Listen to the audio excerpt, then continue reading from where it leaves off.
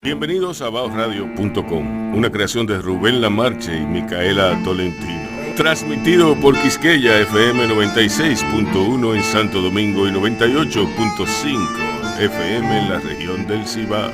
Yo estoy aquí oyendo Bao. Déjame tranquila. Shh, cállense. Bao Radio. Un corito no tan sano. Estamos en internet, en todos los reductos radiales que ustedes puedan imaginar, pero aparte de todo en quisqueyafmrd.com. Bienvenidos a nuestros invitados, dos personas muy valiosas para mí,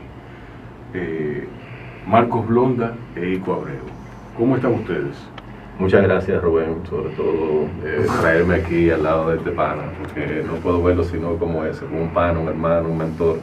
Y una muy buena sorpresa, porque yo no sabía que te iba a tener aquí al lado. Fue como una emboscada. Sí. Yo no sabía tampoco. Agradezco a Rubén que nos trajo y a Rubén que nos juntó. Aunque tú y yo no tenemos que hacer mucho esfuerzo para juntarnos, No, pero siempre parecemos un siempre he querido de estar aquí con Tú pareces un trompetito. Cuidado con el doctor. Ya, no, tú sabes que los arquitectos los arquitectos siempre están con camiseta negra. Sí, Es un cliché. Sí. No, en serio. Ajá. No, él sabe. Explícame. Es que el doctor es en lingüística. Ah, ok. En literatura, acuérdate, hicimos la tesis sobre literatura y ciudad, que eso es un poco lo que vamos a hablar hoy. Exacto. Pero yo siento como que el ambiente se ha enseriado, o sea, se ha puesto serio. ¿Es así? No puede ser. No puede ser. Si lo pone en serio, no me voy, porque no es divertido. ¿Se puede decir mala palabra? No se... Bueno, o sea, No me hagas. Dame respuesta. Es que eso tiene su arista, porque es que la mala palabra, en tanto salga espontánea, así, además que es una mala palabra. Eso es una muy buena respuesta. ¿Qué es una mala palabra? Forma de pregunta. Exacto. Lo que pasa es que cuando el programa arrancó así como que de improviso, y me acordé de Lo que pasa es que yo fijé el tono, con la presentación. Tú me oíste presentarlo y ahí yo entiendo que quizá como que bajó la onda, que bajó la dinámica, pero no, esto es una chercha full. Chercha full. Lo que pasa es que, como te decía, o sea, cuando tú arrancaste a hacer la introducción, fue como tan de pronto, tan de improviso, sin avisar, que me acordé del prólogo de un libro de cuentos de Pastor de Moya. Sí, que él habla de los cuentos cortos, es un compendio de cuentos cortos que se llama Buffet para Caníbales. Sí, yo lo tengo por ahí. Y él dice que un cuento corto te da la impresión como que de que te lo meten frío. Como que arrancamos esta vaina así como... Tú ves, eso es muy Pastor de Moya. Es una expresión que no va en el programa. Se puede editar entonces, le voy a poner un blip. No, definitivamente. Ok. Ya se lo puse, de hecho. Ok. ¿No lo oíste?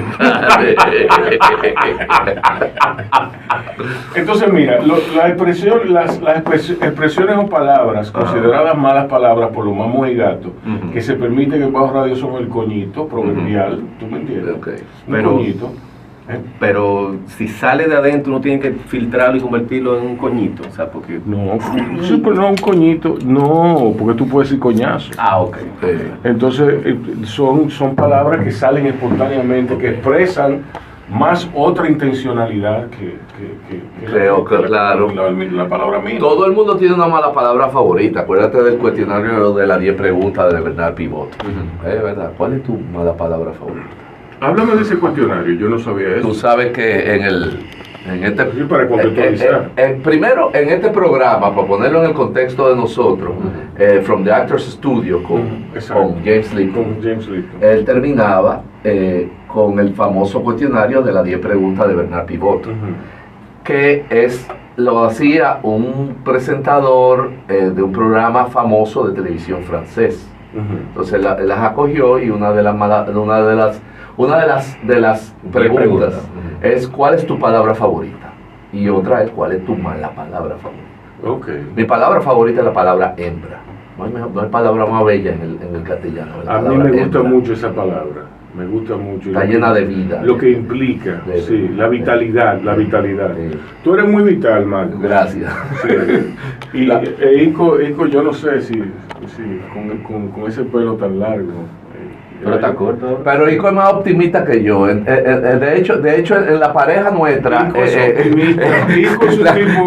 Sí, en más la que pa- optimista, yo creo que idealista. sí, Mi optimismo raya en ese idealismo absurdo. A veces. En la pareja que hacemos, como Batman y Robin, como Vampiro Cao y Ya Veneno, cualquier otro par así que haya trabajado juntos alguna vez, en esa pareja él es el optimista, yo soy el pesimista. Pero Ico, a mí se me hace, bueno, todo el mundo hace de su llamado su carrera, ¿tú me entiendes? Ico dice que es arquitecto, pero Ico es un tipo que aboga por el medio ambiente, que aboga por la buena gestión, que aboga por el cuidado y preservación de nuestros recursos. Lo que Yo estoy pasa- de acuerdo contigo, yo creo que Ico es así, en verdad. Lo que pasa es que Ico, déjame decirte algo. A mí me encanta hablar con la persona, de la gente como si no estuviera. A mí me Me gusta estoy hablar. dando cuenta. Ico se está dando No, cuenta. a mí me gusta hablar de Ico, porque déjame decirte algo. Ico. Perdón, pero ustedes no pudieron esperar que yo no estuviese aquí para hablar de Sí. eso. Estamos hablando bien. Sí, Después que tú estamos- te vayas, te vamos a acabar. Sí, te vamos- Ahí es que va a entrar la verdad. No, pero yo debo decir algo sobre Ico, a quien conozco desde hace muchos años. Y con quien he compartido en las aulas, en diferentes posiciones. Ese otro Ico. No, Ico es arquitecto porque Ico encarna el ideal del arquitecto real, que es, mire, el arquitecto es el último humanista. ¿Tú crees? Sí, no, yo sé. Yo pienso que es el primero. No, bueno, pero lo que te digo es el último porque ya el humanismo en pos de la publicidad, en pos de la ciencia, de la técnica sobre todo. Pero el arquitecto es el último profesional formado por las academias que todavía ve todo el espectro, todo el espectro de la acción humana sobre el planeta. Ico, eso de mirar la naturaleza, porque siempre vemos la arquitectura como la negación de la naturaleza, es decir, decía Louis Kahn, la arquitectura es lo que la naturaleza no puede hacer. Y realmente la arquitectura es un hecho en la naturaleza, a pesar de que no es un hecho natural. Entonces, si tú combinas una visión arquitectónica con esa visión holística de entender que la naturaleza es un bien y que la arquitectura debe situarse como tal dentro de ese ámbito, tú tienes que crear una arquitectura, mirarla con unos ojos de que combine, no es simplemente hacer tabula rasa con lo que hay. Yo quiero agregarle algo a eso. En los últimos años, en las últimas décadas más bien, a raíz del auge del concepto de sostenibilidad y todo el tema, se le ha puesto a la arquitectura el apellido de sostenible, verde y tal, como se le ha puesto el mismo apellido a muchas cosas, Sí, ¿sabes? como Un poco, muchas veces sin entender lo que implica el ciertamente. término. Pero realmente a mí se me enseñó en la academia y también a lo que me he expuesto, que la arquitectura bien hecha, o sea, una buena arquitectura, no debe necesariamente llevar ese apellido, porque per se Debe ser. Ella lo es. muchos años antes de que se pusiera en boga el término, Exacto. la buena arquitectura es sostenible. La buena arquitectura se inserta de manera consciente en el entorno, sea en un entorno natural, sea un entorno ya previamente intervenido, pero siempre tratando de aprovechar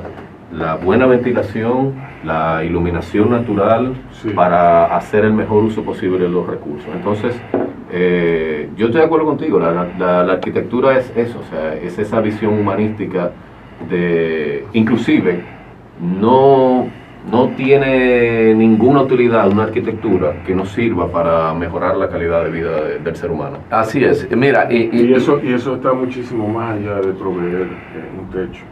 mira, Sí, obviamente. como carrera que se estudia, la arquitectura es el refugio, por así decirlo, de aquellos muchachos que los papás y las mamás quieren que haga una carrera de verdad, decente, una carrera de verdad. Porque tú te acercas a ellos y te dicen, profesor, es que a mí lo que me interesa es la fotografía. Y yo digo, mira, ¿qué tú haces aquí? Me dice, mi mamá quiere que yo haga una carrera decente. Y después que yo me gradúe de algo decente, me dedique al altitismo. Marco, no voy más lejos. Cuando yo salí del colegio duré unos años antes de decidirme entrar a la universidad. A la carrera. No, inclusive antes de entrar a arquitectura, yo empecé a estudiar publicidad. Ya. Y el pugilato con mi madre era, oye, estudia una carrera de verdad. Oye, Estudié una carrera de estudié verdad. una carrera de verdad. Y real y efectivamente, yo no entré directamente a arquitectura por una confusión, porque yo le tengo un miedo a la matemática que no te puedo explicar. Y yo pensaba que estudiar arquitectura era sinónimo de enfrentar muchísimas matemáticas. Y no. No. No, gracias a Dios. Pero, en fin, o sea que De hecho, ahí y eso se alquila. ¿Tú me entiendes? La matemática, mira, te voy a decir algo, y lo digo por si nos estaban oyendo los muchachos que están terminando el bachillerato hoy, ¿verdad?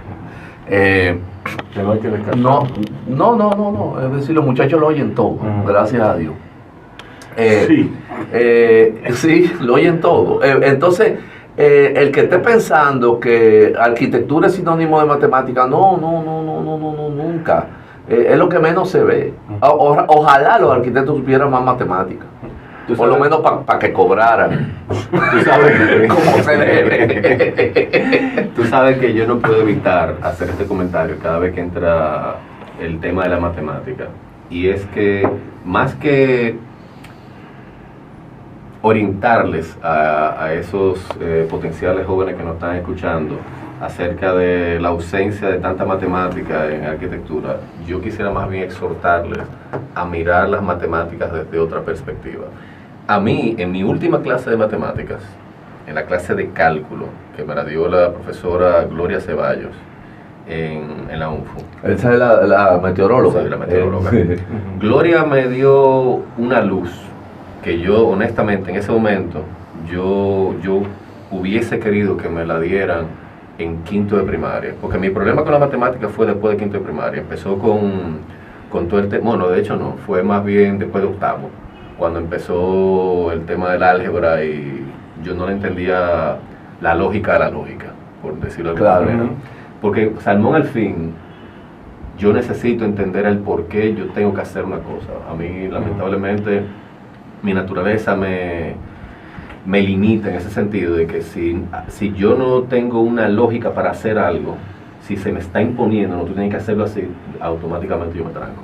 Y me pasó eso con la matemática, porque para no cansarle con el cuento, yo creo que hay muchos malos profesores, Hay algo de eso también. Sí. En ese momento en el que yo estoy tomando mi primer día de clase con Gloria, yo le digo así a quemarropa, Gloria, en serio, de verdad, esta es mi última clase de matemática. Era cálculo. Esta es mi última clase de matemática. De verdad, ¿para qué me va a servir a mí el cálculo? En serio. El trinomio al cuadrado perfecto. Y ella me dice, mira, Ico, yo te pudiese decir que esa ecuación de cálculo que está ahí te puede ayudar a ti a determinar cuál es el área de un polígono irregular, no sé qué cosa. Y ella me dice, pero yo sé que tú me vas a responder que eso tú puedes hacerlo con un software. Yo, efectivamente. Claro. Entonces me dice, lo que tú quizás no sabes, Ico, y esto es lo que yo hubiese querido saber en octavo, lo que tú quizás no sabes, Ico, es que la matemática se encarga de entrenar la misma parte del cerebro que se encarga de la creatividad. Mi hermano, si a mí me entran con esa, antes de decirme, no, eso tú tienes que hacer ese problema, así, allá, yo hubiese tenido otra relación con la matemática. Exacto. Newton entonces, era un hombre creativo. Sí. No, y todos los matemáticos son hombres, cuando tú ves la historia de la matemática, tú ves Bourbaki, tú ves Ramanujan. Ramanujan, tú lo ves a todos y son personas eminentemente creativas.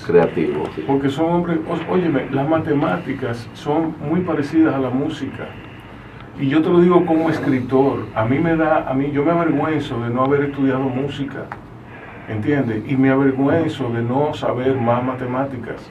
¿Por qué? Porque si hay un Dios, habla a través de la matemática. Dios habla a través de la matemática. O diosa. O diosa. O sea, por la serpiente como digo yo, la divinidad. Todo tiene una razón matemática. La divinidad, cualquiera que sea el concepto que se tenga de él. Exacto, sí, sí. Entonces, las matemáticas son las únicas verdades absolutas. ¿Tú me entiendes?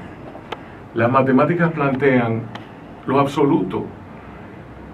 No son el humanismo, no son las ideas Claro. en las cuales podemos pasarnos horas y horas y horas y horas Discutiéndola, claro. debatiendo, ¿tú me entiendes? Sí, simplemente por el hecho de divertirnos. Si usted sabe discutir, usted se divierte más que el carajo. Pero es que no, las matemáticas son absolutos. Son absolutos. Tú no puedes venirle con una ambigüedad a una verdad matemática. ¿Tú me entiendes? Entonces eso es lo que yo... Sin embargo, los conceptos están ahí. Yo me acuerdo que yo tenía una vez un libro de cálculo, creo que era de Lima, y una profesora me dijo, ese libro es muy bueno, Sí. pero el concepto de infinito ha variado. Yo Ya. digo, guay. Digo, la profesora, que ahora no recuerdo su nombre, era una doctora en matemáticas de la Sí. universidad de creo La que Guaita Ibera. creo que de NYU o algo de eso. Pero Sí, pero eso te habla de la verdad filosófica Claro, detrás de la matemática, detrás de la matemática. que ese es otro absoluto. Detrás de todo concepto, de toda aplicación, de toda física, matemáticas, cálculo, trigonometría, álgebra, hay filosofía, Claro. hay una orientación filosófica, es decir, que la filosofía es la raíz de todo.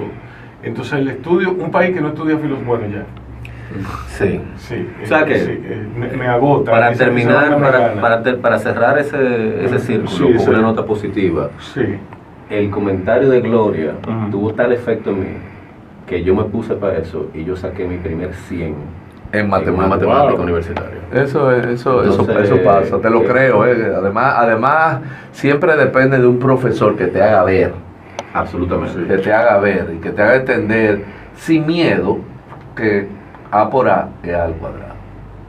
señores, vámonos a oír un poco de música. ¿Se puede pedir música? ¿Se Sí, puede pedir música? sí. ¿Tú me complacerías con una Pero canción? con todas las canciones que tú... No tanto, espérate, no.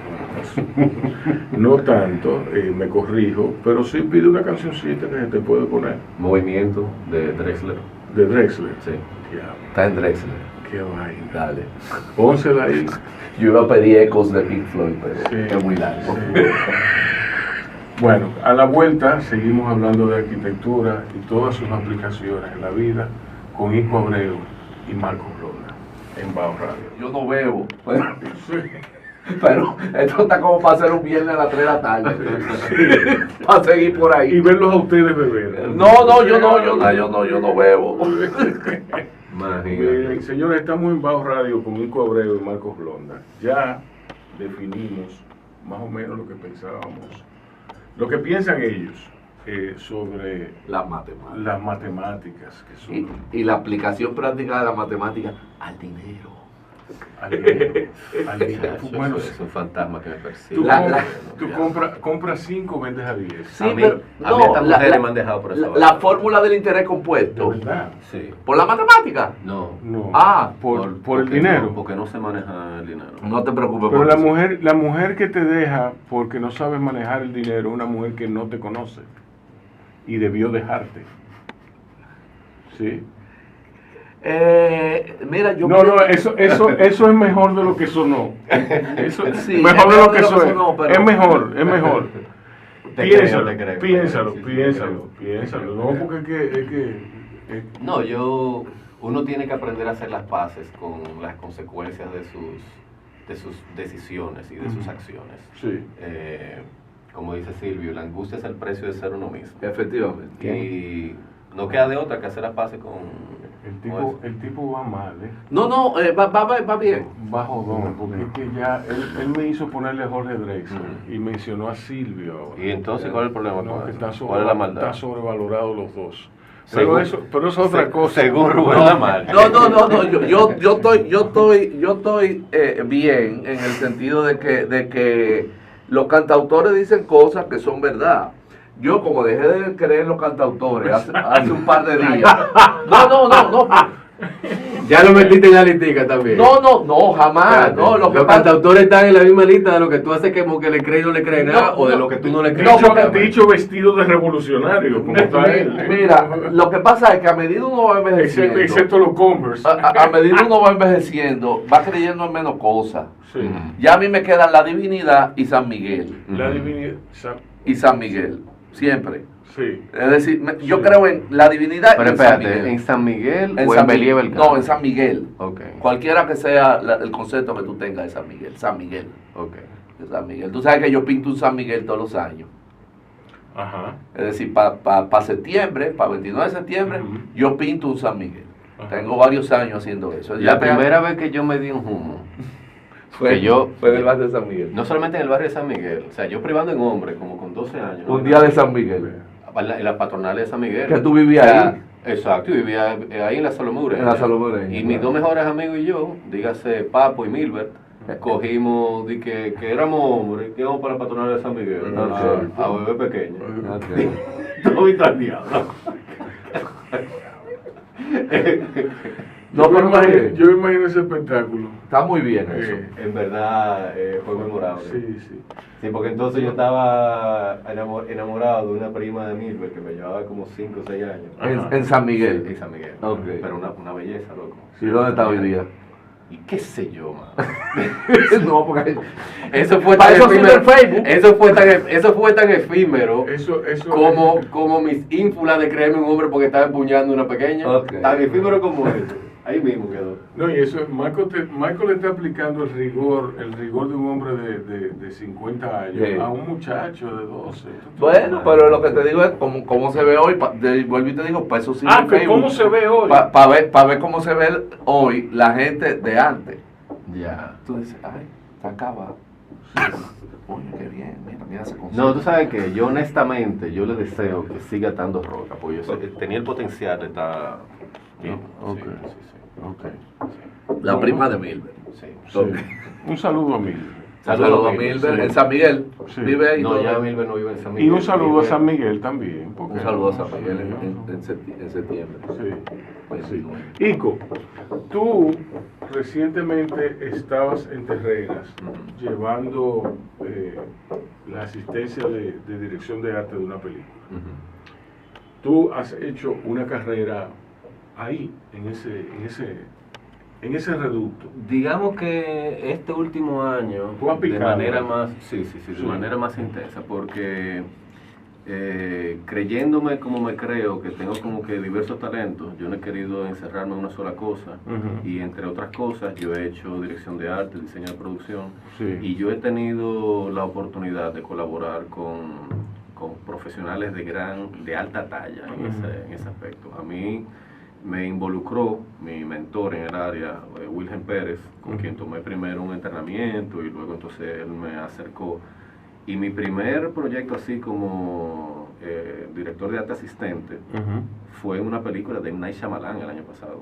No relajes. Sí, ¿Cuál?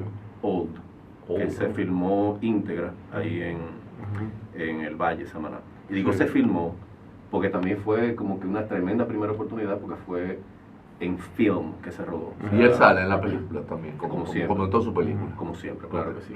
Y a partir de ahí, pues entonces he tenido oportunidad de trabajar con, por ejemplo, en ese proyecto, el diseñador de producción era Neyman Marshall, que ha sido diseñador de producción de películas como esa, Old, y de Mortal Kombat, la más reciente. Fue director de arte de las películas de Batman de Nolan. Ujú. Y, o sea, gente, tú sabes, el mismo Wilhelm es, en mi opinión, el mejor diseñador de producción que hay ahora mismo en el país. Y así sucesivamente he podido ir trabajando en proyectos que la verdad que sí, le han sumado mucho a mi experiencia en esa parte de mi carrera. Qué bien. Sí. Pero yo quería preguntarte de otra cosa, de tu gestión formal en pro del medio ambiente. Porque eso es el dinero, y yo no descarto que eso sea una fuente de crecimiento para ti. Tú eres muy dado a hacer cursos y tú eres muy dado a nutrirte con las cosas que valen la pena.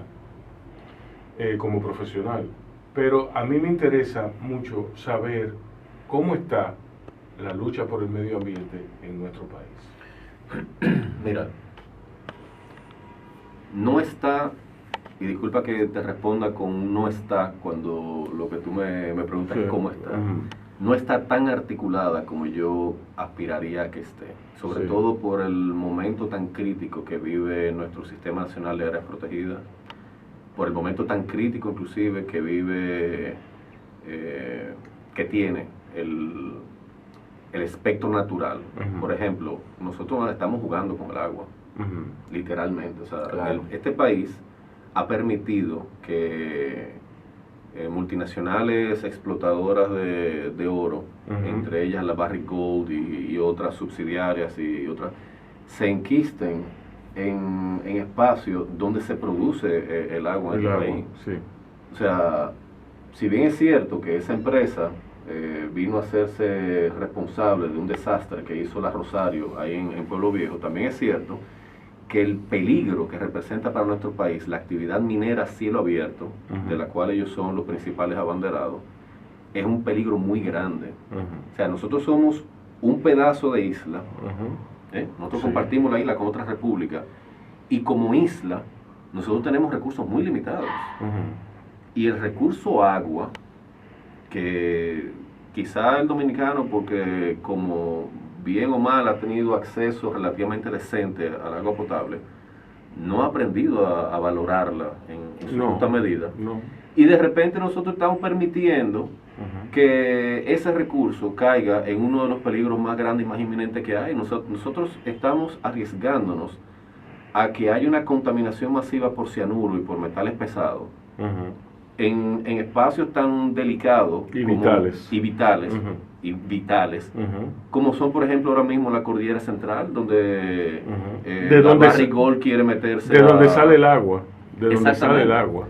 Entonces, por eso te digo que no estamos tan articulados como yo quisiera, porque lamentablemente no tenemos en visión y visión a futuro la importancia que tienen nuestros recursos naturales para el desarrollo integral de nuestra nación.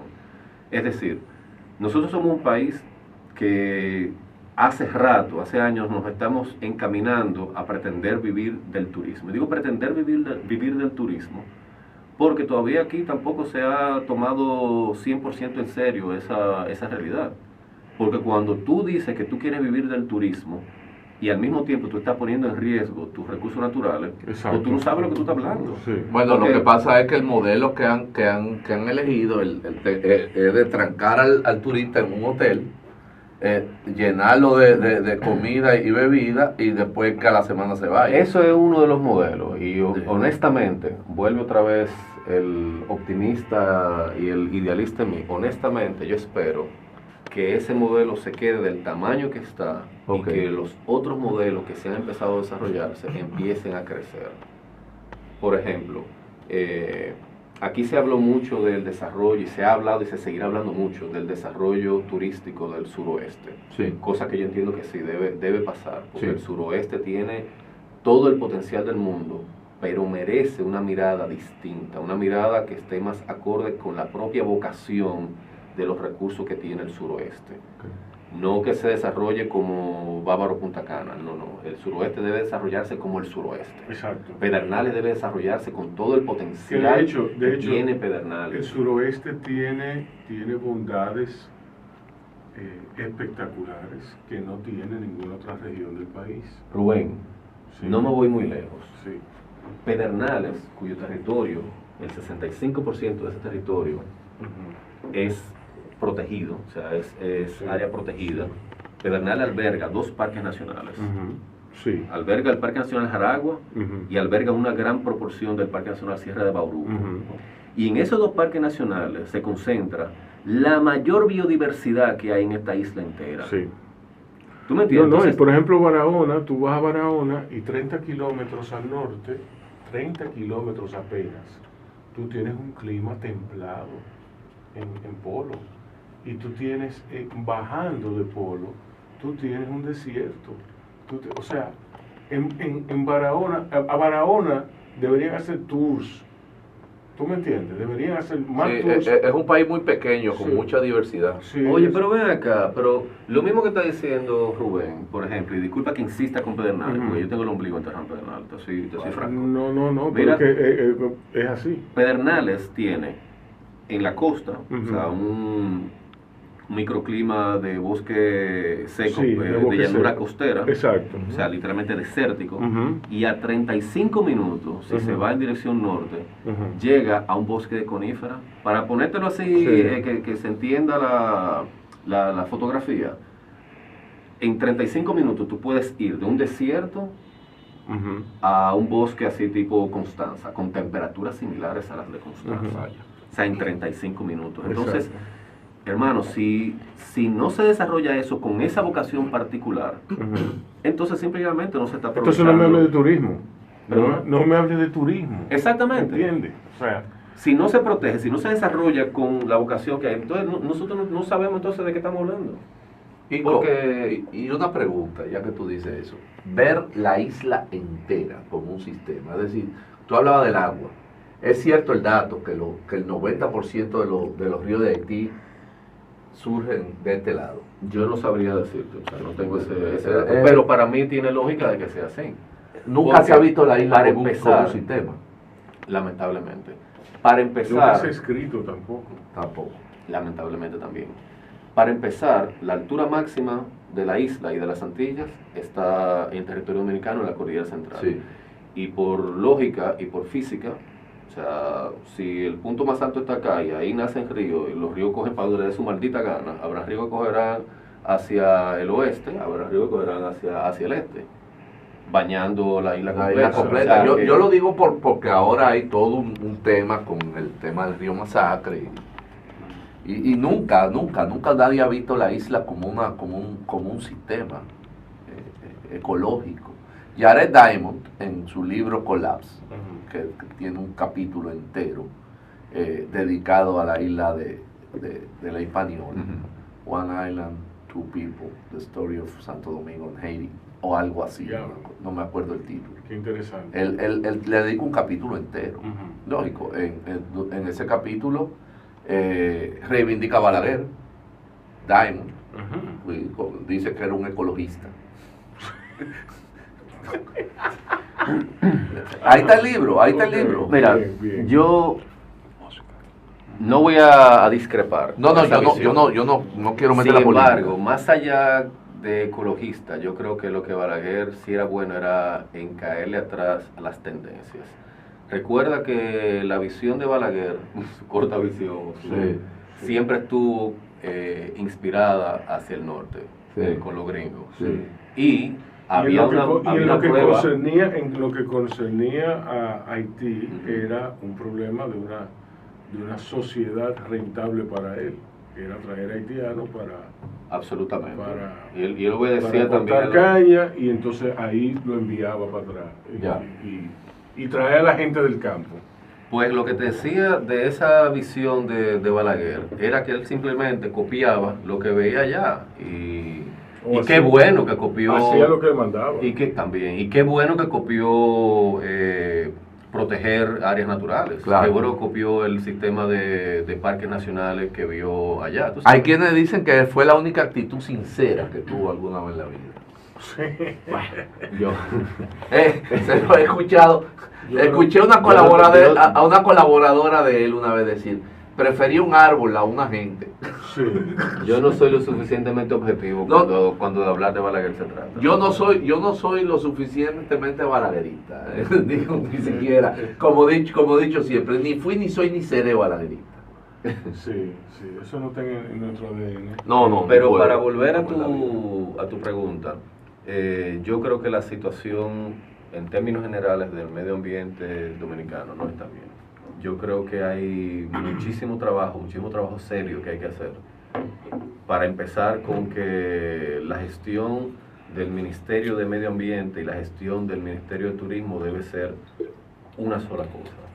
Yo entiendo que eso debe ser una sola cabeza que se encargue de articular eso de la mejor manera posible.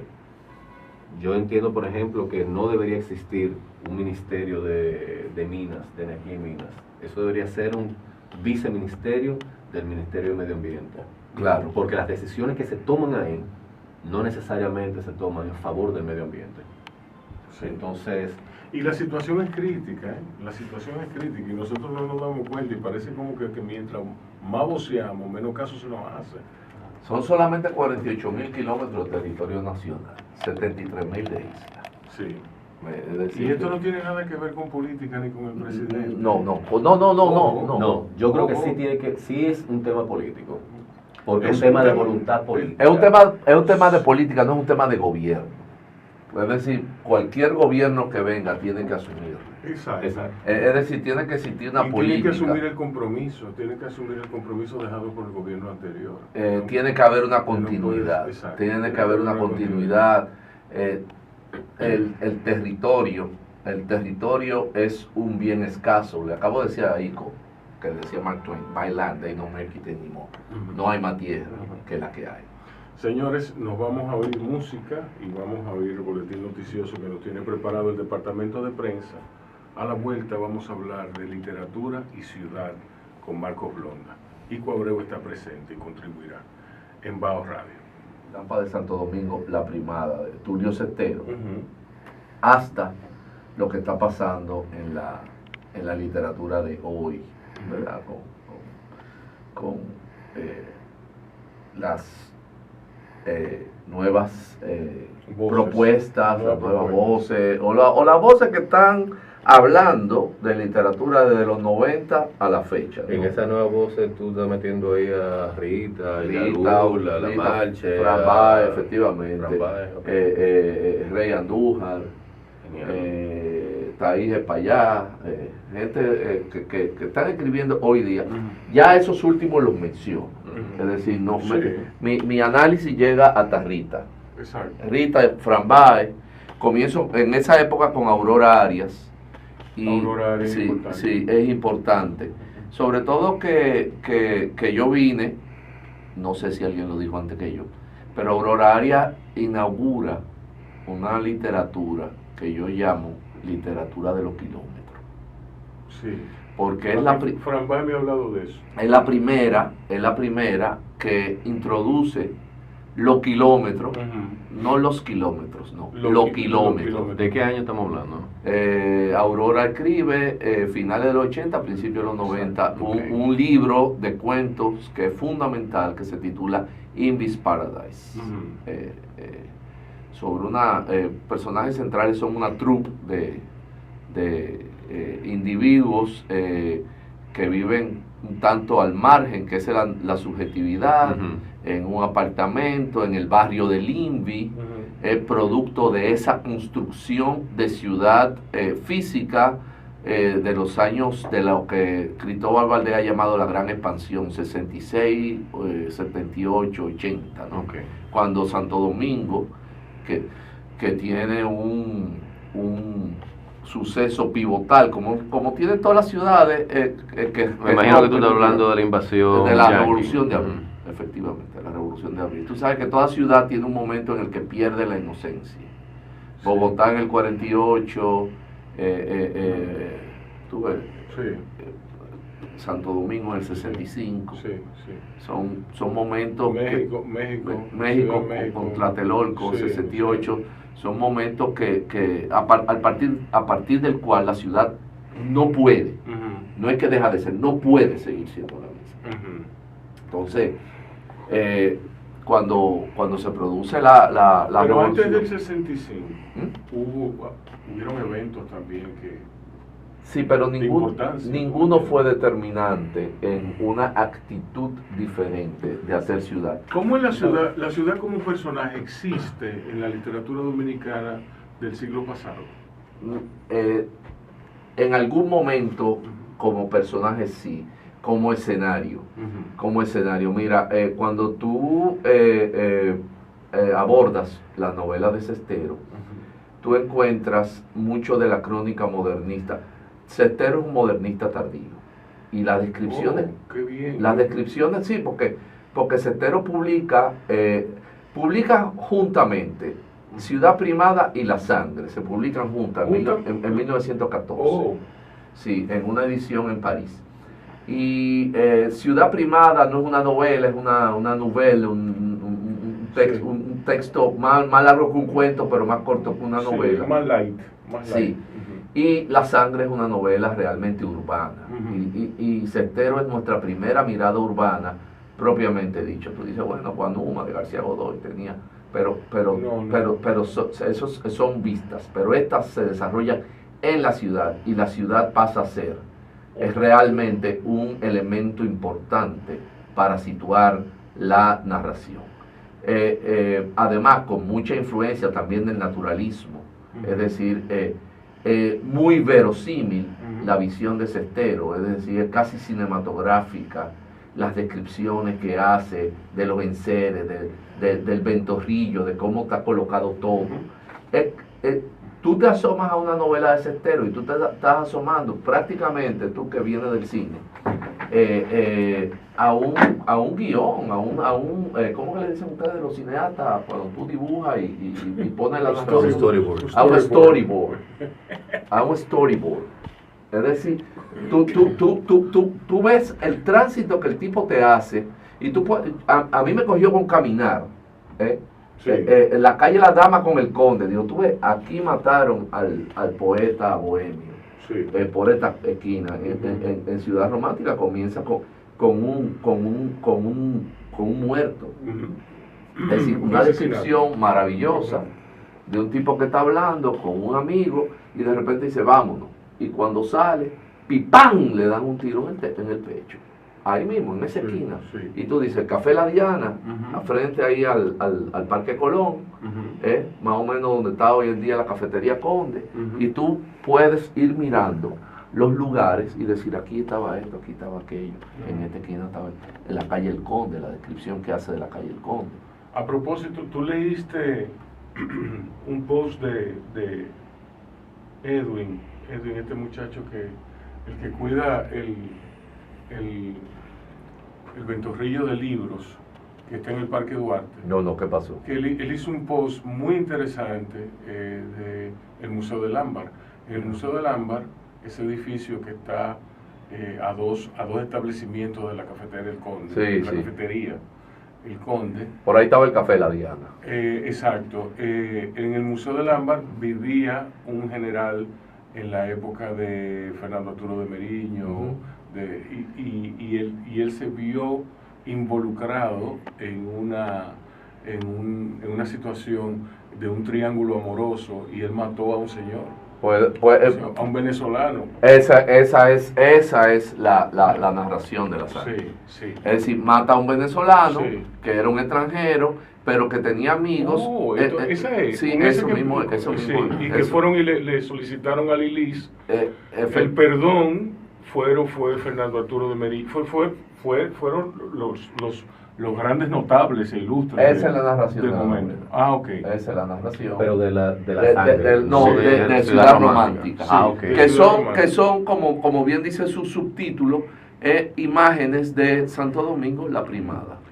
Que eso es algo que retomaría más tarde John Dos Pasos.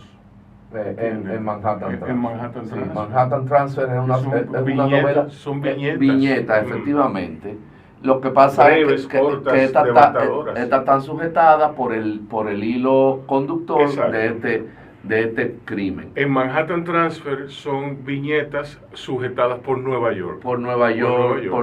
Lo que pasa es que Dos Pasos, que es un portento, introduce, por ejemplo, en Paralelo 42, los anuncios de la época, las cuestiones de radio, etcétera. Sí. Pues lo mismo pasa con Cestero introduce toda esta narrativa a lo largo con el crimen de este venezolano. Que era un general, diablo, ¿cómo se llamaba? A mí se me olvida. Yo no tengo memoria. Si la conversación no fuese tan seria y edificante, yo diría que era el general eléctrico. El general Checo. Tú sabes que, bueno, pues el caso es que general Checo. Cestero introduce esta ciudad como un escenario de toda esta acción, tanto en esta novela como en La Sangre. Y tiene unas descripciones muy hermosas de la ciudad, muy de corte modernista. Evocador, sí. Cae el sol y tiñe de dorado las vetustas piedras de la ciudad primada, ese tipo de, Sí. ese preciosismo, ese manejo de la palabra propio de la estética modernista, Del estilo modernista, está sí. presente. También un trasfondo erótico, la ciudad gime como bestia jadeante, es todo una personificación de la ciudad, muy muy hermosa, que retrata esa ciudad antigua. Y luego hay otra novela, que es el próximo capítulo de la tesis, donde, Exacto. porque volvemos a lo mismo, hablábamos de los momentos pivotales. Esa ciudad se acaba en septiembre de 1930, Exacto. a las 10 de la mañana. Sí. Tú sabes que yo tengo una memoria A mí, buena. a mí me gusta la pausa que le hace a las 10 de la mañana. No, es que a mí me fascina esa sentencia de Marco, Sí, ¿sabes? sí. Mira, lo que Esa pasa ciudad se acaba. Ah, Diablo, men. Yo me imagino una nube de hongo. no, mira, oye, yo tuve abuela, Sí. Todos tuvimos abuela. Nosotros somos de aquí, de dos esquinas de acá, ahí, Sí. la carrera, Pero la a mí me carrera. gusta más la hora, las 9:47, más que las 10 de la mañana. Pero no, déjame contarte. A las Mi abuela me cuenta que ese 9:47. día, que es el techo de su casa, ellos viven en la Padre Villín. Sí. Aquí cerca, Sí. nosotros somos de ahí, de la carrera, Sí. entre Bel Air y Port. Sí, sí. Los blondas de la carrera, Yo número 8, frente al garaje, el garaje está ahí todavía. Sí, yo soy de la Padre Villini, Ya. entre Trelleta y Pina. Bueno, pues de Ciudad Nueva también. Sí. O mira, pues yo soy un viralata que ha vivido en la ciudad completa. ¿Qué viralata? Entonces, ¿Qué viralata? ¿Tú quieres más viralata que ser de Ciudad Nueva? Claro, ser de Ciudad Nueva. Como decía soy, mi ser de la zona papá, colonial como soy, sé ser- del mondongo. Del mundo. Del tripero. La parte Que, perdón, en Cestero aparece Sí. el tripero como una ¿Qué? zona donde había casitas Sí. así salteadas. Ujú. Fíjate que Ciudad Nueva es historia de 1883. Está bien, pero volvamos a septiembre Del 30, a las sí. 10:47 de la mañana. Que mi abuela dice, no, 10 de la mañana. Mi abuela me contaba que su casa entera se fue, el techo, Ujú. con todo y las lámparas. Ujú. Ellos Sí. estaban haciendo un sancocho. Ujú. Sí, porque su primo, Ernesto Lovelace, había cogido para allá, y que hacía un sancocho Ujú. en medio del ciclón. Entonces, bueno, el ciclón Para de- contextualizar, estamos hablando de San Zenón, del ciclón de San Zenón. que como toda tragedia, como todo desastre natural, también trae consigo la oportunidad de renovar una ciudad. Efectivamente. Y tiene, Entonces, y tiene un componente de ignorancia. sí, Trujillo, Pero déjame poner la nota azarosa. bueno, Trujillo había ascendido al poder hacía unos meses. Sí. Y Eso fue un presagio. efectivamente, y de repente este hombre inicia al otro día las labores de reconstrucción de la ciudad. Y lógico, no es una afirmación mía, es una afirmación de Andrés L. Mateo, a quien consulté mucho su obra para esta tesis, que es Mito y Cultura del Área de Trujillo, y surge el mito de la patria nueva.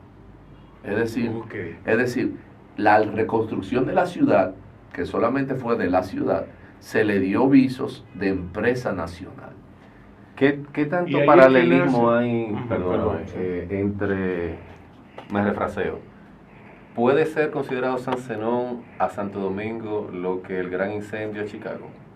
Sí, claro, no solamente eso, sino que Eso explica muchas cosas. Trujillo, vuelvo y te digo, ahí surge el mito de la patria nueva. Trujillo surge como el Trujillo gran organizador aprovechó esa ocasión para reconstruir la ciudad. para reconstruir la y ciudad. en la mente de la gente. Eh, Ahí es que surge el mito de que nuestra ciudad es la más importante de América Latina, Claro. de que el Estadio Quisqueya es el más grande del mundo, de que, wow. No, porque fíjate, toda ciudad, Insularidad. Pero- Exacto. efectivamente, pero Nos toda- miramos el ombligo. pero toda ciudad tiene un mito fundacional, toda. Es decir, Sí. cuando tú ves la fundación de Roma, que es Ujú. una ciudad importante en términos La loba. urbanos históricos, el Ujú. tema de Rómulo y Remo, todas las fundaciones de todas las ciudades están dotadas de un componente mítico. Ujú.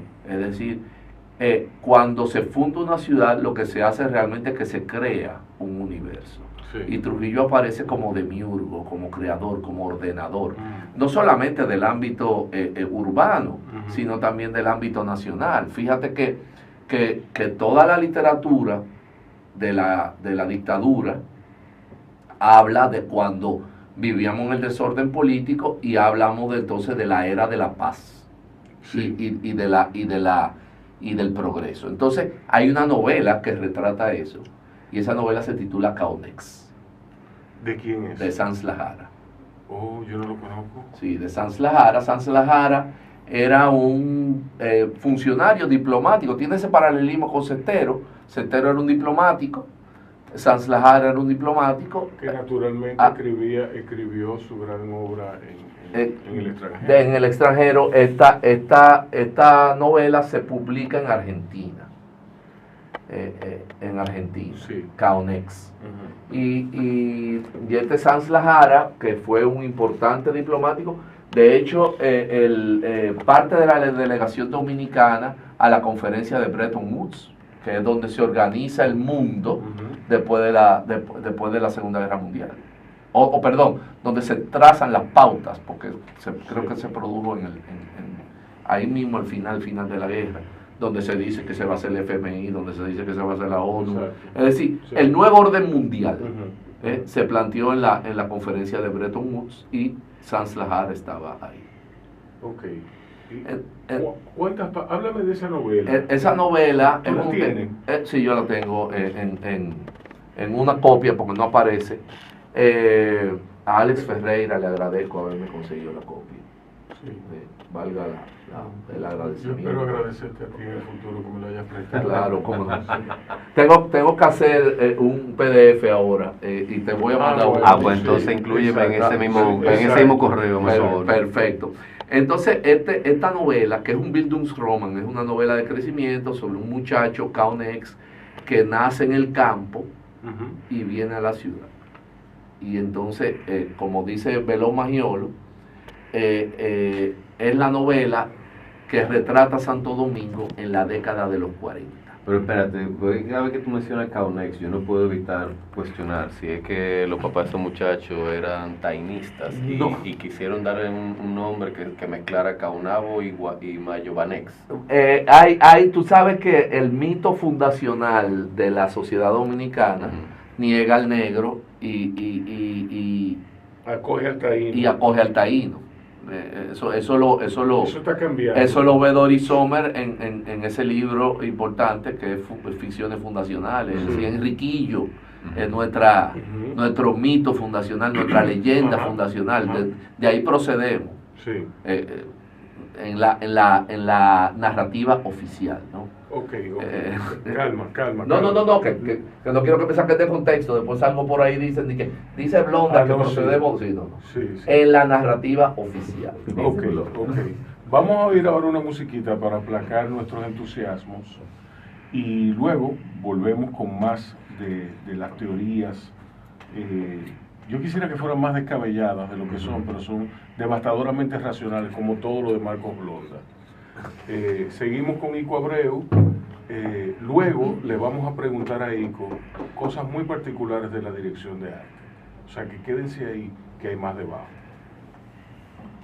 Habla del Hotel Jaragua y dice, este mesón moderno es símbolo de esta era de paz ricachona y progresista, o algo así, estoy parafraseando. Pero mira, una descripción el- acertada. de la arquitectura, Sí. el primer account de la arquitectura moderna Ujú. que hay. Un account de un escritor. De un ¿eh? escritor, De un escritor, de un ojo, escritor. que no es un arquitecto. No, porque el primer account de Pero un eso arquitecto sirve, eso lo sirve. hizo Gasón Sí. con el primer libro de teoría de la arquitectura Ujú, que se escribió en este país, que se llama La arquitectura de la era de Trujillo. ujú. Pero la primera mención de uno que no es arquitecto la hace Sanz Lajara. Ok. Y habla de la universidad, Ujú. de los blancos y cuadrados edificios, habla del sanatorio antituberculoso, el doctor Sí, Martos, sí. sin mencionarlo, porque la obra tiene una particularidad. En ningún momento se menciona a Trujillo en un solo momento. Ya. Y le llaman el primer magistrado. Pero en ningún momento Trujillo aparece, está ahí, se nota. Él flota. Porque flota. habla de la paz, Ujú. de la paz. Y la compara siempre con lo que había antes, que era la manigua, la montonera. Sí. Luego de Sanz Lajara, pues ajustician a Trujillo y entonces viene Abril Ujú. del 65. Pero no se menciona en ese interregno, no hay otra novela importante en el aspecto arquitectónico. No. No lo puedo creer, No. tiene que haber más. Si las hay, Bueno, no tienen quizá el nivel. no, tú sabes qué pasa, que la literatura de la dictadura no favoreció la narrativa. Se Sí. produjeron muy pocas Bueno, tú novelas. estás siendo conservador ahí. No lo digo yo, lo dice L. Mateo. Lo Pero dice que L. no Mateo. favoreció. No favoreció, es decir, no se produjeron. No No, favoreció a la literatura. no, a la narrativa. A la narrativa. Pero es que no favoreció, es que la narrativa cayó. El género príncipe Ujú. de la dictadura fue la poesía. La poesía. La y poesía. el ensayo encargado. El por la ensayo, dictadura. lógicamente, Sí. por encargo y Sí. además, perdón, todo el tinglado ideológico Exacto. de los ensayistas Exacto. como Peñavalle, Sí. como Balaguer, pero la narrativa Ujú. no produjo más que 2 o 3 novelas. Pero el género príncipe Ujú. de la dictadura fue la poesía. Ok. Por ejemplo, el álbum simbólico, Ujú. donde participaron muchísimos poetas de ocasión y poetas que dedicados al oficio. Entre ellos mi papá, Ujú. Fefe Valera, Ujú. porque la generación del 48, y te voy a hacer una anécdota que no aparece en mi tesis, porque lo anecdótico no va, porque no tiene fuente, pero mi padre, Máximo Avilés Blonda, publica una, tú sabes, el uso de la metáfora de la gente del 48, publica un poema en el Caribe que se titula Parábola del hombre mudo. Y habla así, hermano de la voz rota, un pájaro enjaulado, cosas así. Esas son las imágenes, pájaro enjaulado, Sí. que no puede cantar, no sé qué. Un hombre violentado. Y el doctor Lamarche, Ujú. que era el director de la Normal de Varones, presidente Sí. Trujillo, lo Ujú. manda a llamar a su despacho. Ujú. Y le dice, mijo, ¿tú publicaste eso? Dice, sí, señor. Dice, ¿tú con eso quieres decir que en este país no hay libertad de prensa? Dice, con el debido respeto, doctor. Eso lo dijo usted. Ya. El doctor Lamarche, que era un hombre bueno, le dijo, está bien, mijo, de eso así. Está bien, sigue publicando tu poema. Ya. Sí. ¿Eh? Eso se llama, porque Es una no, pregunta capicúa. es que ninguno de nosotros Sí, lo pero podemos él se la entender. tenía que hacer. Ninguno de nosotros lo podemos Y él se entender. la jugó a contestarle así. Claro, pero ninguno de nosotros podemos entender. No, él desactivó el mecanismo. Sí, Él dijo, no, pero eso lo dijo usted. Exacto. Y ya. Él fue un tigre. Oye, porque había que vivir así. El doctor le hizo una pregunta llena de tigueraje. Ya, Capicúa, como claro, dice Ico. claro. Y él la desactivó inmediatamente. Pero es que en la Fue más dictadura de tigre Trujillo que él. había que vivir así. Sí. Había que vivir así porque el terror era omnipresente y el tipo estaba en todas partes. Yo lo digo y la gente no lo entiende, hasta los evangélicos me han caído arriba. Digo, señores, lo más parecido a matar a Dios que han hecho los seres humanos es ajusticiar a Trujillo. Sí. Porque en tiempo de la dictadura nosotros no podríamos estar hablando así. Sí. Pero no aquí en una cabina de radio. en tu la casa. calle. No, y en tu casa tampoco. Yo le pregunto a los viejos, ¿de qué hablaba la gente cuando salía a la calle? Dice, del jonrón de Mickey Mantle, del último disco que tiró Daniel Santos, Alonso Perry, de Alonso Perry, de ese tipo de cosas. La gente se movía en un ámbito neutro. Es importante, porque aquí no se ha escrito. El silencio, pero ven acá, oye, nuestros padres, ¿cómo hablan? ¿Cómo hablaban? ¿Cómo hablaban? Pero Era en silencio todo, me decían, cállese, mira, no hable de eso. No hable de eso, pero es que, mira, y la inferencia no es mía, porque yo no hago ese tipo de inferencia, pero el maestro Roberto Casá dijo una vez en una entrevista, aquí hace falta escribir la historia de la cotidianidad de la dictadura, porque aquí conocemos los villanos, Trujillo, Ramfis, Radamés, Johnny Abe, y los héroes, Manolo, Minerva, ¿verdad? Los expedicionarios del 14 de julio, la conjura, pero nosotros no sabemos cómo vivía el señor que vivía en la calle La Carrera, entre Bel-Air y Porte, o el profesor que enseñaba literatura en la Normal de Varones Presidente Trujillo, o en el Instituto Señorita Salomón Ureña. Nosotros no sabemos cómo vivía esa gente. Y hay un tránsito importante a esa generación que nace en el 43, que es la última generación, alrededor de 40-43, que es la última generación que tiene conciencia. Al momento en que ajustician a Trujillo, le quedan 20 años de vida. Esa gente hay que entrevistarla hoy. Eso siempre lo he dicho. Entonces,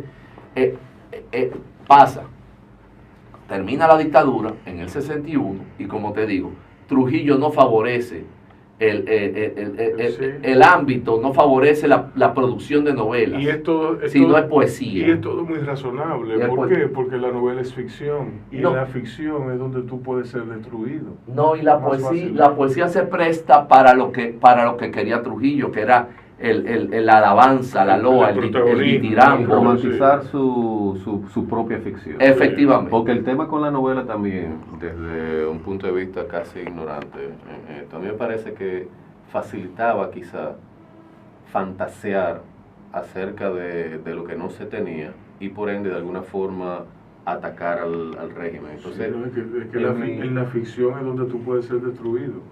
Sí, pero lo que tú dices es cierto. Por ejemplo, Sanz Lajara dice en la novela, en los pasillos de la universidad donde los jóvenes discutían a Sartre, mentira. Ese es el escritor que está escribiendo. Ningún muchacho de la década discutía Sartre en la Universidad de Santo Domingo. Primero porque los profesores no conocían a Sartre, y si lo conocían no lo discutían. Exacto. Y segundo porque no era el ambiente. Exacto. ¿De qué hablaban los profesores? De lo que habían visto en los libros, porque señor, esto es una isla. Ahora, Sanz Lajara, el autor, escribe desde fuera. Sanz Lajara, al igual que Cestero, que en un momento de la novela Antonio Portocarrero está hablando de Henrik Ibsen con una truque, pero que cómo, de dónde. Exacto. Un hombre que no había el personaje no había salido Aida de la Cartagena isla. Portalatín, que Aida Cartagena había ido a Escalera París. para Electra, y es en Grecia. Se desarrolla en Grecia. Pero Aida sí conocía. Pero ella escribe Aida había viajado en la década del 40 a París. Pero que sí había viajado. Aida era una viajera. Aida era una viajera. Era una viajera con todo lo que implica la diferencia entre el turista y el viajero, que el viajero no contempla volver a casa. No. Como dice Bertolucci en El cielo protector, como dice Paul Bowles en El cielo protector. The Sheltering Sky. Entonces, Aida escribe su novela portentosa en su estructura, en su gramática, en lo que le aporta el lenguaje, en todo, Escalera para Electra. Y ella escribe esta historia que no guarda relación con nada, y lo interpone, como dice Miguel Indemena, a Electra, Moca, qué sé yo. Te voy a traer a Sandra Alvarado, que tiene un estudio escrito sobre Escalera para Electra. Ajá. Qué bien. Tráela. Sí. Pues entonces te decía, perdón, ya para hacer redondear, ajustician a Trujillo. A Trujillo, oigan bien, porque ya también me cayeron arriba con eso. A Trujillo no lo asesinaron, a Trujillo lo ajusticiaron. Ajustician a Trujillo, y hay un periodo del 61 al 65 que es un periodo de buscarnos políticamente, de buscar, ¿verdad? Un espacio. La gente comenzó a leer cosas que antes no podía leer, como le digo yo mucho a Arturo Victoriano, la gente comenzó a leer, leyó rápido, tarde y mal. Se leyó rápido, tarde y mal. Pero se leyó. Eso te iba a decir, por lo menos se leyó. Se leyó y se escribió.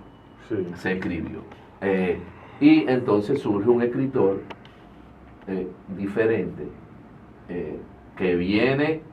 que comienza a publicar en el 59. Y como dice Máximo Avilés Blonda, ¿cómo puede ser, en un prólogo que le hace a René del Risco, cómo puede ser un escritor que comienza a publicar en el 1959? ¿Cómo puede ser? Lleno de rabia, lleno de angustia, lleno de... Bueno, pasó por la cárcel, pasó por el exilio, René del Risco Bermúdez, y se integra a una actividad totalmente nueva en su estructura libertaria, que es la publicidad. Además viene con una visión de Puerto Rico, Santurce, y comienza a escribir. Y como el mismo René le dice o el mismo del Risco, ¿verdad? Porque nuestra generación tiende a llamar a René por su nombre. El mismo del Risco, yo todo el tiempo le llamo del Risco. El mismo del Risco escribe, dice, en una entrevista que le hace Clara Leila Alfonso, yo quise describir la ciudad como era, como estaba, todo esto, y habla del Viento Frío, que es el próximo libro que yo abordo, que es no es una novela, es un libro de poemas. ¿Ese de qué año es? Ese es del año 66, 7. Es el único libro que él publicó en vida. Esa es prácticamente la antesala a ese nuevo Santo Domingo que viene. Efectivamente. Como consecuencia de la invasión. Efectivamente. Y está lleno de imágenes urbanas. Son poemas muy hermosos. Yo siempre le he dicho a Arturo Victoriano que ese es el libro que yo me llevaría a una isla desierta. El Viento Frío. Y Miguel me decía, pero aborda la narrativa. No, es que a mí lo que me marca a buscar la representación de Santo Domingo en la literatura, siendo yo un adolescente, es el Viento Frío. Pues yo veía todo esto, y entonces René habla de edificios altos, de los escaparates, y realmente él está reproduciendo a Santurce. Es decir, es lo que está mirando. Lógico, miró hacia dónde iba Santo Domingo. Pero realmente hay mucho de su experiencia puertorriqueña, marcada, ¿no? por su experiencia puertorriqueña. Y todo lo que él vio en Puerto Rico, y él habla de restaurantes con música, que es una imagen que en algún momento tú también la ves en Juan Ramón Jiménez, que también vivió en Puerto Rico. Exacto. Entonces, los toldos con rayas, y son imágenes muy hermosas que convocan un Santo Domingo que iba a ser, que necesariamente iba a ser. Y ese es el Santo Domingo previo a la gran expansión, que como te dije antes, yo siempre le doy crédito a mis maestros que leí, que es como la llama Cristóbal Valdés, la gran expansión, del 66 al 78, con todas las implicaciones político-militares que tuvo la acción de la dictadura, porque hay que llamar las cosas por su nombre, de Balaguer. Tú sabes que eso me recuerda a un paper que yo escribí hace unos años, se llama 1965, Santo Domingo, ensayos de invasiones modernas. Y es un paralelo que yo hago entre lo que sucede hoy día obviamente guardando las distancias, con ciudades como Bagdad, con ciudades que han sido víctimas de invasiones y destrucciones. Sí.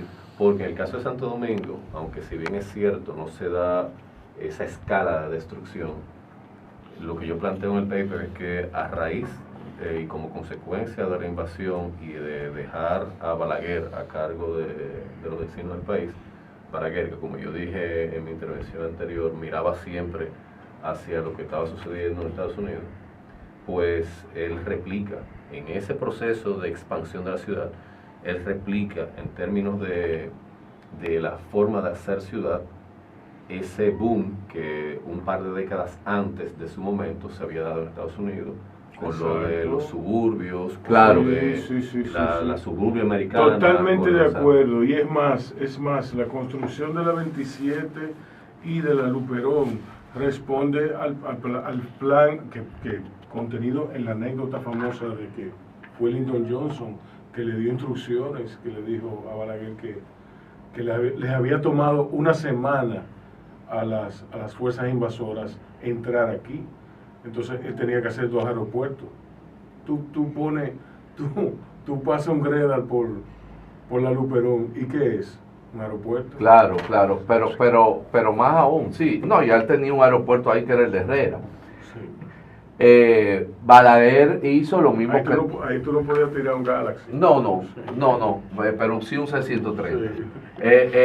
El Balaguer hace lo que hizo Napoleón III con Haussmann Ujú. después de la revolución de 1848. Entonces él organiza la ciudad. Sí, pero espérate, yo creo que tú le estás dando un crédito que no se merece, porque Haussmann hace una ciudad que al día de hoy todavía funciona. Balaguer arma un locrio con... No, claro, ¿Tú me entiendes? claro. Porque claro. es que meterle a una ciudad que pudo haber sido eso, pudo haber sido una ciudad Sí. compacta, una ciudad, meterle ese ruido, de meterle suburbia, de los ensanches, que creó ensanches para su clase, Claro. ensanches que eran exclusivamente para que la clase rica, para que la oligarquía que vivía todavía metida entre los muros de la ciudad antigua, pudiera salirse de ahí e irse a hacer su propia ciudad. Y no solo la oligarquía, en esos ensanches. no solo la oligarquía, es decir, yo que soy de la generación de posguerra, como dice Tony Raful, la generación de posguerra, mi padre, vuelvo y te digo, somos de aquí, de a 2 esquinas de aquí, de la carrera, pero el motivo de nosotros irnos a donde fuimos a vivir, que fue a la suburbia, yo me crié detrás de la Sirena de la Churchill, fue porque mi papá dijo, a mí esta vaina no me vuelve a coger aquí adentro. Exacto. A mí, pero así... ¿En qué año fue eso? En el año 60. Bueno, nosotros nos fuimos en el 66, nos fuimos a la zona oriental, y ahí nací yo, pero después nos fuimos en el 68 Al ensanche Barrio a Julieta, a Julieta. Y yo lo digo en un texto que escribí, yo vi la ciudad crecer. Es decir, yo tengo memoria de la ciudad que era antes y de la ciudad que es hoy. Suerte. Esto ha ocurrido en mis ojos. Por suerte, si se le deja a la ciudad crecer de manera orgánica, sin algunos vicios, la ciudad tiende a compactarse. Y es lo que está sucediendo con esa parte de Santo Domingo, con el polígono central, que en cierto modo también es parte de ese desarrollo de expansión de esos ensanches, que ahora se están consolidando y se están volviendo... Pero igual, si tú no lo planificas, entonces se daña. Pero es que Porque hay un tema del espacio público, hay un tema de la accesibilidad al espacio, hay un tema de la segregación. Estamos de acuerdo. Yo no estoy abogando por la no planificación, no me malinterpreten. No. Lo que pasa es que a lo que yo me refiero es cuando tú vas con el ritmo y planificas con el mismo ritmo de la ciudad. Sí, me estoy yendo en Jane Jacobs. Sí. Jane Jacobs. Cuando tú Bueno, Lo admito. Bueno, No, pero está bien. A J. Jacobs hay que leerla hoy día. Yo creo que es un buen referente. Señores, vamos a hacer una pausita. Vamos a ir música para que ustedes se... yo puedo pedir otra. Sí. Sin que tú me salgas con que estás sobrevalorado. No, pero que eso no, o sea, en primer me lugar... hace falta que oíste decir que yo creo que está sobrevalorado. En primer lugar, que yo diga que algo está sobrevalorado no quiere decir que a mí no me gusta. Lo que pasa es que está sobrevalorado. Y tampoco significa que está realmente sobrevalorado. Sí, porque está sobrevalorado. Eso es otra cosa. Sí, pídelo. Peces de ciudad. ¿Qué? Peces de ciudad. ¿De quién? ¿De quién más va a ser? De Joaquín Sabina. Ay, Dios. Peces de mío. ciudad. Mira, está difícil, ¿oíste? ¿Por qué? Porque aquí no se pone a Sabina. ¿Y esto es una dictadura aquí? Sí, bueno, sí, más o menos. Señores, vamos a una pausa. Ya venimos con Ico Abreu y Marcos Flonda. Es lo que yo Que planteo. es un poquito lo que pasaba aquí. Claro. O sea, porque, digo, y lo que sigue pasando. Sí, pero lo que Cuando- pasaba aquí, tú llegabas en 15 minutos. No, a lo que me refiero es en Ciudad Nueva, cuando yo era pequeño, yo salía a jugar y el 95% de los adultos Te conocían. me decían, cuidado con ustedes. Claro, Ok, Claro. me decían, yo estoy aquí, pero cuidado con ustedes también. claro. O sea, que uno, yo andaba resguardado. Claro, estamos Pero- claros, pero estamos es- claros con eso. Y es una ciudad que funciona muy bien, una ciudad en la cual tú puedes salir de tu casa, visitar a tu gente, pero Sí. también tú puedes salir de tu casa y caminar hasta donde tú necesitas conseguir tus provisiones o hasta donde tú necesitas hacer tu diligencia bancaria. ¿Tú me entiendes? Que por eso Sí. que yo vivo todavía a esta altura del Eso, juego. Yo vivo en la zona colonial. Tú vives en el mismo sitio donde has ¿Sabes? vivido toda la vida. Sí. No, pero cerca. Bueno, tú estás al doblado de la Al pizarra doblado. madreña. No, Sí. yo me voy a mudar para allá. Por- Sí. Y es precisamente Yo me voy por a eso. mudar, por eso Porque es el mismo. tipo de ciudad Por eso mismo. en el que yo creo, y es el tipo de ciudad consolidada, con todo a cuarta, Sí. donde no hay necesidad Pero de eso hacer de no- ir pa' ni un siquiera de parqueo tener a montarse un vehículo. carro. Exacto. Ni siquiera de tener vehículo, Sí, pero no. Exactamente. Pero más aún, porque tú, solo que tú puedes caminar por la acera. Pero eso solo tú lo logras en Ciudad Nueva, la zona colonial, San Carlos, esas Gascue, zonas así, Gascue. Gascue, Ujú. Yo creo que esos ecosistemas se están dando de manera orgánica, de nuevo, sí. en otros puntos. Ahora, como son esos mismos ensanches que hoy día son parte de esa ciudad consolidada. Eso se da, en mi opinión, eso se puede dar en Naco. En Naco vive mucha gente que vivió toda la vida en Naco. Pero no Exacto. solamente eso, sino que hay gente que puede, si le da su maldita gana, no depender de un vehículo No, para ir a hacer su no, compra, el que vive, para ir el al que vive en cine, Naco, para el que ir vive en a- Naco lo puede hacer. ¿Tú entiendes? Entonces, a ese tipo, a ese modelo de ciudad que se da así orgánicamente, eventualmente, es al que yo me refiero. hay que Mira, aspirar. y no pasa, no va a pasar aquí lo que está pasando en Nueva York, que están gentrificando, que en un plan, la gente habla de la gentrificación, pero eso es un plan que viene de los años 80, Sí, claro. que es de sacar la mano de obra y la gente, a los latinos Y a los pobres. y a los pobres de Manhattan para enviarlos a la suburbia y Manhattan dejarlo como un centro cultural de manufactura, de servicios y bienes, y la gente de clase media alta con seria inclinaciones a ser alta, se va a quedar ahí. Mira, yo fui a Nueva York en el 19, antes de la pandemia. Sí. Y Nueva York es un parque temático para gente con cuarto. No, es verdad. Sí. No, espérate, el que tú hayas ido a Hudson Yards es otra cosa. No, yo Es el parque me temático. quedé en Chelsea. Ok. Yo me quedé en Chelsea y por ahí podía caminar entre pendejo, entre claro. séptima y octava. Ahora Pero- tú hablas de parque temático. No, aún Sí, pero la gente de Amsterdam van para afuera, y Sí. la gente de Taipei van Efectivamente, para no, yo estaba- afuera. yo estaba en una esquina de allí aquí en la a 10 escuela. años van para afuera esa gente, olvídate. Pero es así. Es como aquí, como en la zona colonial. Bueno, entonces una cosa, para el mí fenómeno... sacarme de la zona colonial va a tener que ser a punto de fusil. Ok, pero perdón. No, Cuando pero tú espérate, cruzas a ti, Ajá. que eres joven, que tú tenés esto, ¿tú me entiendes? Tú eres un tipo hip, ¿entiendes? se están olvidando de los inquilinos. Claro. Y no están en la conversación. Pero tú hablas el de inquilino no es parte de la tú hablas de conversación. Manhattan. Y eso es un hecho. ¿oíste? Perdón, Sí, sí. tú hablas de No se Manhattan. puede ignorar, es verdad. No se Ico, puede ignorar. si tú cruzas el puente de Brooklyn a pie, en la cabeza del puente de aquel lado, ya se está gentrificando también. ¿Cómo que se está gentrificando? Pero ven acá, mi hermano, el proceso empezó ahí. Ahí, bueno, en la O sea, cabeza eso del es el ground zero de Hipsterland, Sí. por lo menos de Nueva York. ahí viven los que viven de los cuartos de los abuelos y hacen yoga. Y unos muñequitos para vender. Señores, definitivamente vamos a hacer otro programa. Ico Abreu y Marcos Blonda, coño. Señores, yo estoy súper gratificado. En el próximo programa hablamos de la literatura de los kilómetros. Exacto. Pero tú me vas a hablar en el próximo programa, porque tampoco viene a monopolizar. Hablamos los dos. Diablo, yo la estaba esperando. Hoy esa. hablamos los Yo la dos. estaba esperando. Entre Rubén y tú no me dejaron hablar. No, realmente, Mira. realmente yo me siento agradecido no solamente por la invitación, sino porque honestamente yo siento que yo he venido a absorber mucho y me gusta eso, porque de mi amigo y mentor, y este también fue profesor mío. Ya no me digas. Y así fue yo lo conocí. Así fue yo conocí a Rubén, él me dio Sí, clase de guión cinematográfico. Ico es un Ya. chupasangre intelectual.